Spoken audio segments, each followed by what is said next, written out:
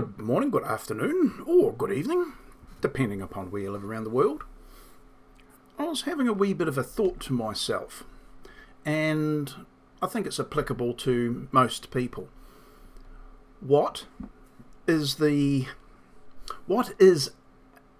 one of the significant benefits of the videos that I make?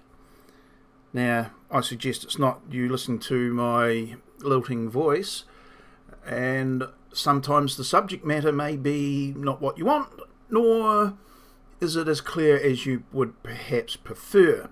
However, for me, one of those things is listening back to what I've tried to verbalize, or my ideas, and contemplating them.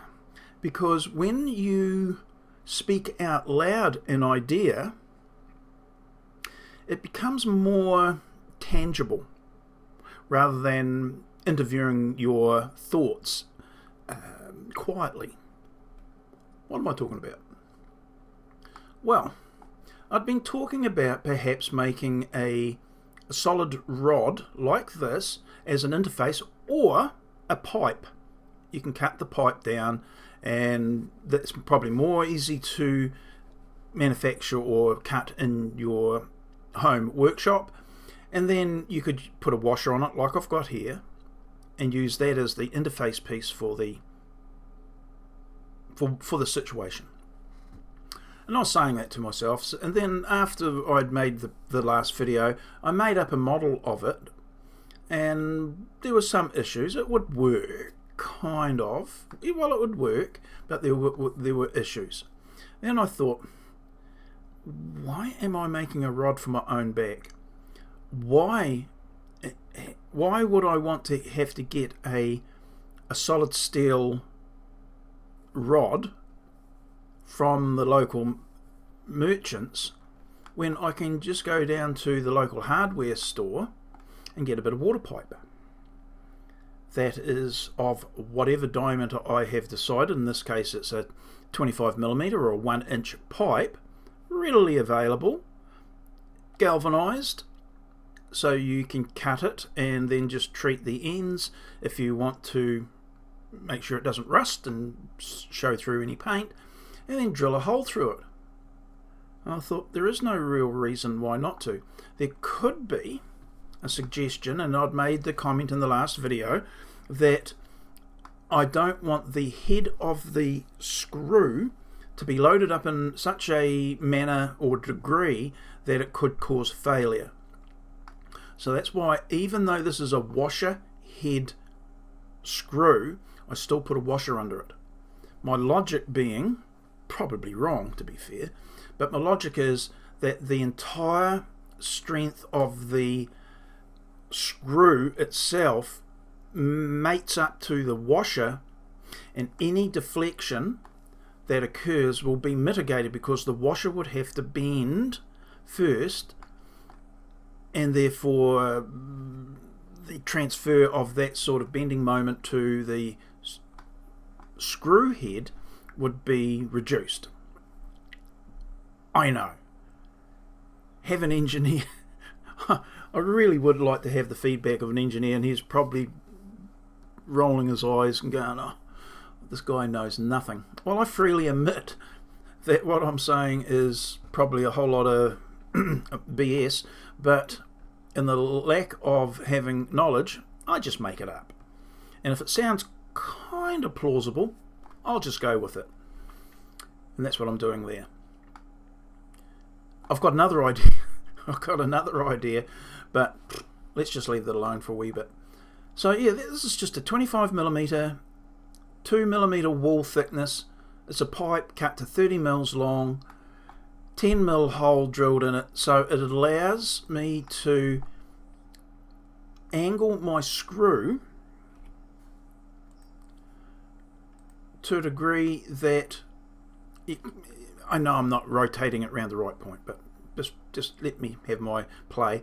I can rotate my screw, and the interface will adjust to whatever angle I have had to make the screw angle to or incline to. And I thought, oh God, that has got to be way easier than trying to have a solid piece of steel, cut it into a segment or grind it into a segment and then drill a hole through it. Why not just use the pipe? Now this could be a smaller pipe even, but I did want to leave a little bit of meat on the hole, on the pipe, because when I drill that 10mm hole, it has to be big enough, that big, to allow the threads of this particular style of screw to go through. So it has to have a little bit of clearance, and 10mm seems to be about right. I thought, then and this will be the next video, I'm going to show how to reduce this model down to this model. Not as straightforward if you want to leave the existing hole in place. It's not as straightforward as you think, or would want to think, and I've got a workaround. So anyway, this is going to be a short video.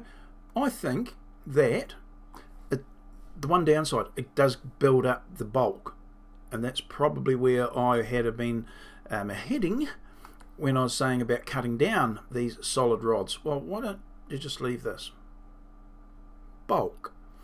So that's why I reduced the interface piece. Could be thinner. It's there's no great load on this, so that could be thinner again, and I'll look at that in the next video to show you the options for doing that. There's lots of options, I'm just showing you one.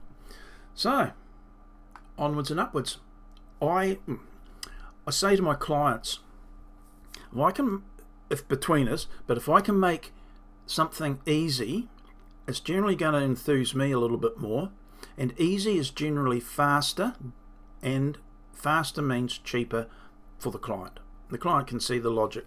But if it's something that has to be complicated and involved, this is more complicated than this, then it's going to take longer and cost more if there was a charge rate against this sort of work, which currently it's not. Ditto for this model over here, where it's had to have two processes which are going to be quite demanding, whereas here is only one, and that's in what I'm trying to refer to there, is that this stock, a bit of metal, the blank, a bar stock, all I need to do is to grind this curve on it to make it apply to all situations, upper and lower assemblies, and I only have to make multiples of those and use them where I need them. Hey presto. Whereas these have to have two processes, the curve and the angle flat, and the biggie, each one has to be custom made for the specific situation or position. This is, it's not as elegant, to be fair. This does not look as nice as, say, this version. This looks quite good. This looks a little bit more agricultural, but I think it's got its place. One downside, I've just thought of it, you lose a little bit of thread embedment, about 10 mils at the most. Okay, anyway, that's it. I think that is a positive. I'll end it there, and I'll move on to the next video talking about how I made this from this model and the particular method I used. Okay, see you in the next one. Bye now.